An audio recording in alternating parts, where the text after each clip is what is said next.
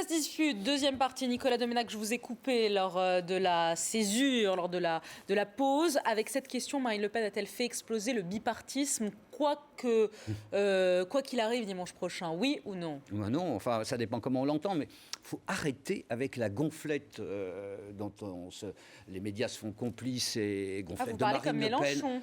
Oui, mais je suis assez en partie d'accord avec lui. La gonflette de Marine Le Pen, d'Éric Zemmour, etc. Ah, j'ai rien dit encore. Qui nous ont fait pendant tous ces jours du Front National le grand triomphateur de ces élections, qui étaient quand même marquées d'abord par le recul de la gauche, qui effectivement donnait un paysage différent, mais qui était quand même ça le fait essentiel. Mais si vous prenez le Front National, 600 listes, je veux dire, c'est rien sur près de 36 000 communes, il ne faut pas exagérer, c'est pas un parti national. Dans le Sud-Est, le Front National est devenu quasiment le second parti, d'accord, mais rappelons qu'en 95, ils avaient déjà fait des percées considérables, qu'ils avaient conquis 5 villes, je ne suis pas sûr qu'ils en aient beaucoup plus, qu'ils avaient eu 1000 élus, je ne suis pas sûr qu'ils en aient beaucoup plus cette fois-ci, et donc avant d'être le second parti de France, le Front National, il faudra qu'il s'enracine, qu'il donne une armature et qu'il n'ait pas des expériences municipales aussi catastrophiques que celles qu'ils ont eues en 95. Donc le bipartisme n'est pas mort, en tout cas pour ces municipales. Vous êtes d'accord avec ça? Mais il y a deux choses. Je suis d'accord en gros avec ce qu'a dit Nicolas.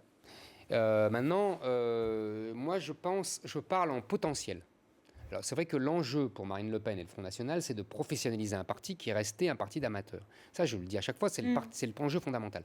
Maintenant, là où je me distinguerai de Nicolas, c'est que je pense qu'en potentiel, entre ce qu'ils ont fait et ce que fait l'abstention, parce que je pense que l'abstention est devenue un vote politique, et donc il y a une dynamique, il y a une espèce de rapprochement entre Front National et abstention, là, je pense qu'il a un potentiel pour venir construire une espèce de tripartisme dont je parlais dimanche soir. Maintenant, il faut convaincre les abstentionnistes d'aller voter pour eux. Oui, absolument. Mais avec le scrutin majoritaire à 2 tours, en plus, le tripartisme est condamné à finir en bipartisme. Condamné. Donc après, c'est l'affrontement entre les trois, il y en aura un qui va mourir. Non, mais il amalgame allègrement l'abstention et pourquoi pas les morts. Non, j'amalgame pas. J'amalgame pas, Nicolas. J'amalgame pas. Ce grand cynique est un rêveur. Non, j'amalgame pas. Je dis que non. Mais c'est un compliment. Je dis que les motivations. Tu es capable de rêver. Les motivations de l'abstention sont en partie proches de celles du vote Front National. Parce que c'est la séparation entre le bas et le haut de la société. C'est tout ce que je dis. Donc là, il y a un potentiel. Je ne dis pas ça arrive demain. Je sais bien que Marine Le Pen a intérêt à gonfler parce qu'en plus, ses électeurs ont la particularité de ne pas se déplacer. Ils ne viennent que si ils sentent la victoire. Donc c'est pour ça qu'elle en rajoute. Là où il a raison avant de partir dans des élucubrations frontistes, c'est que l'abstention, c'est quand même, à mon avis, un des problèmes démocratiques numéro 1 et qu'il faut le traiter de fond. Moi, je ne pense pas que ce soit des électeurs du Front National, mais je pense que c'est des électeurs plus proche.